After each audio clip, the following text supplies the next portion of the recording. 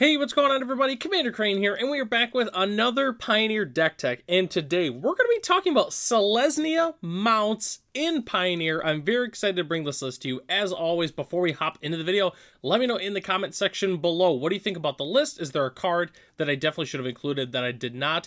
And do you have any suggestions for upcoming videos? Just let me know in the comment section. So mounts. So for those who are unfamiliar, mount is a new creature type that was added in Outlaws of Thunder Junction. And, I got to thinking, I'm like, there's enough mounts to where we could build a mount deck. And out of all the different mounts, there were some really sweet mounts that are not in the Selesnya colors that I thought about including, but ultimately I decided we would just do a low to the ground aggro deck, and there's a couple cards in here that are very unsurprising that we're playing, but this list is very, very cool. So, all right, let's go ahead and hop into here. So, obviously, we're playing green-white. We want to accelerate. There's not any good, one-drop mounts, so we're playing 4 Land Rose and 4 Elvish Mystic. I mean, pretty self-explanatory.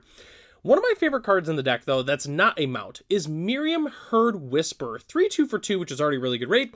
As long as it's your turn, mounts and vehicles you control have hexproof. Whenever a mount or vehicle you control attacks, put a +1/+1 counter on it. So, huge fan of that card. I think it's just strong. I mean, being able to grant hexproof and they get bigger when they attack is just sweet. So, definitely huge fan of Miriam. That's why we're playing the full 4 copies of it. So, let's go ahead and start talking about some of the mounts that we're playing. So, Metallic Mimic. It's not a mount when it's on the stack, but when it's in play, it does count as a mount, which is obviously important for our mount creature type. So, definitely a huge fan of the Metallic Mimic. We're playing 3 copies of Seraphic Steed. This is the first time I've said that card actually out loud. So, I'm only playing 3 copies of it because it's good, but it's not crazy to the point where I wanted to play 4 copies of it. 2-2 for 2 first strike lifelink. When it attacks while saddled, create a 3/3 white angel creature token with flying and has saddle 4, which is kind of like it's like crew, but it's a sorcery speed for the most part. So definitely a huge fan of this Seraphic Steed. Sorry. The other thing I forgot to mention with the cards on the first slide, the 8 elves, as well as I'm forgetting the name of it, Miriam, is really good because they're great at helping saddle our creatures, which is very important for the deck. So if we're not using it for the mana, we just tap them to help saddle, which is very important. But I'm only playing 3 copies of it because saddle 4 is a little bit of a cost. It's harder to obviously get it to pop off. But we're playing 4 copies of Congregation Griff. I really like this card. I think that this is probably my favorite mount in the deck. 1/4 for 3 flying lifelink. When it attacks while saddled, it gets +X until end of turn, where X is the number of mounts you control. So obviously, we get out a handful of mounts, boom, we saddle it, really not hard to do, flying and lifelink. All of a sudden, this thing is going to be a 4 or 5, maybe even a 6 power for really lucky. I really, really like Congregation Griff. I think the card, again, it's my personal favorite mount in the entire deck. It's also like kind of like a swan. I mean, it's a hippogriff, obviously, so it's like half horse, half bird, but it's kind of got like that swan vibes to it. So definitely a huge fan of Congregation Griff. Let's go and check out the rest of our mounts we're playing. We're playing 4 Ornery Tumblewag. It's the new Brushwag mount from the new set. At the beginning of combat on your turn, put a +1/+1 counter on target creature.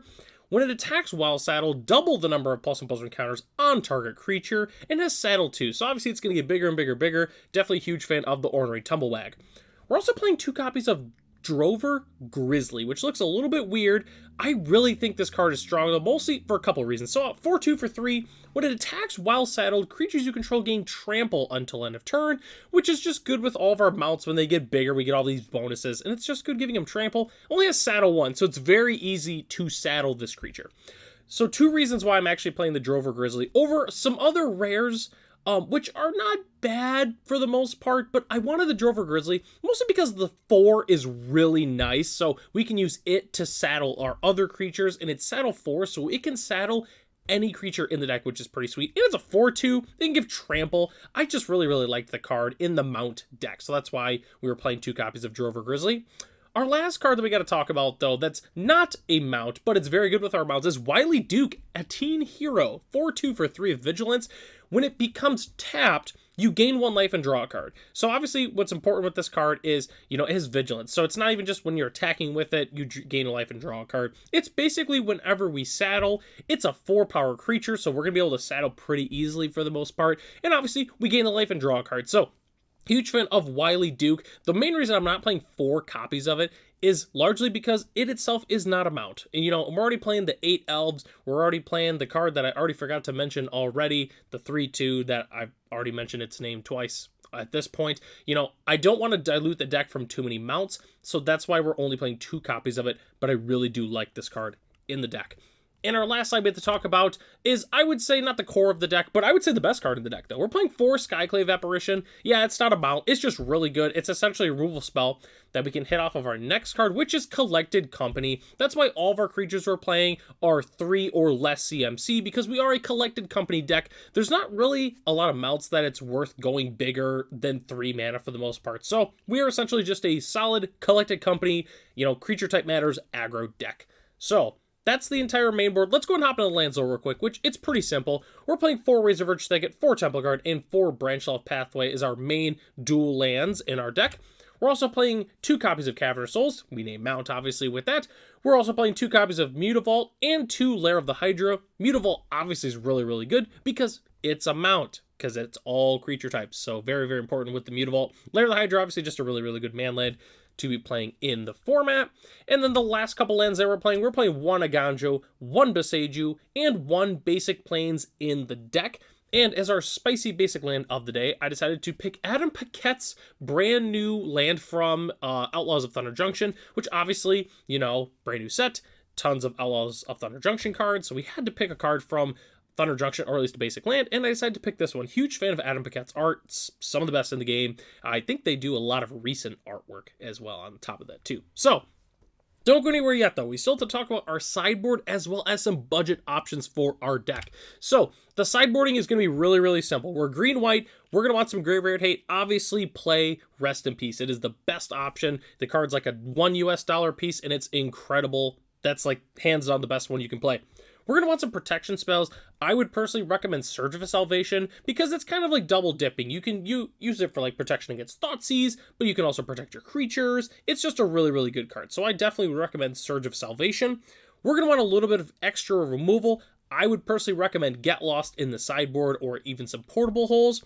We're also going to want some Vampire Hate because Vampires is everywhere right now in the metagame. Pick Your Poison is the best answer you can play in this deck. You can also play a couple Pithing Needles if you'd like to, but I think 3 to 4 copies of Pick Your Poison is very, very important for the sideboard. Not even just against vampires, but also against other decks, that are playing artifacts, enchantments, or even other creatures of flying like spirits. It's just a really, really good card to play in the sideboard. And the last thing we have to talk about is the budget options for the deck, which is unsurprisingly going to be very, very simple. We're going to want to trim down the dual lands and play some budget dual lands. There's plenty of good options like Sunpele Grove, Fortified Village, Restless, Prairie.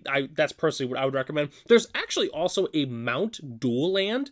I didn't put it in this deck just because, again, we're not playing a crazy amount of mounts, a decent amount, but they're not all mounts. So that's why I didn't include it, but you could also play it in the budget list, which is definitely a pretty solid option.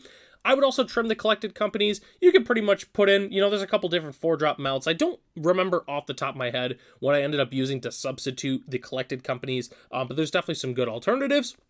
We can easily get this deck under $60. So most of the creatures, at least between the budget and non-budget version, really don't change except for, I believe, the Skyclave Apparitions. Past that, we still get to play all the mounts, we get to play the elves, we get to play pretty much everything except for, again, we didn't play the Skyclaves and we didn't play the Collected Companies. But the current list as it is right now is $320 US, which I know that sounds like a lot, but once you take out like the Temple Gardens, you take out the Boseiju, you take out the Caverns, the deck is actually extremely cheap. So, if you're looking to build this deck, you don't have to get the Cavern of Souls right away or the Temple Gardens. Just play some good substitute. Again, we have a Mount dual land. Just throw those in there. Just play whatever green-white dual lands you have, and then if you really like the deck, you decide to upgrade it over time, just slowly pick up the lands for it. But again, the creatures are really cheap, and it's a very, very cool creature type. I hope we get more mounts in the future, so that way I can make an updated deck, where, hey, we got more mounts in X set, that kind of thing. So we'll kind of see what happens going forward, but overall, I really, really do like the new mount creature type. So that takes us to the end of the video here. Thanks so much for watching. The deck lists are in the description if you'd like to check it out for yourself. We have the budget deck as well as the upgraded deck. Huge shout out to our channel members Ralph, Matt, and Arcadius. If you are interested in being a channel member yourself, it's only $1 a month. You get access to the exclusive Discord as well as other features here on the channel. So thanks so much for watching. I'm Commander Crane. If you'd like to check out other deck techs, there's plenty of them here on the channel. Feel free to check out the other decks here. So I'm Commander Crane. Thanks for watching this video, and I'll catch you in the next one.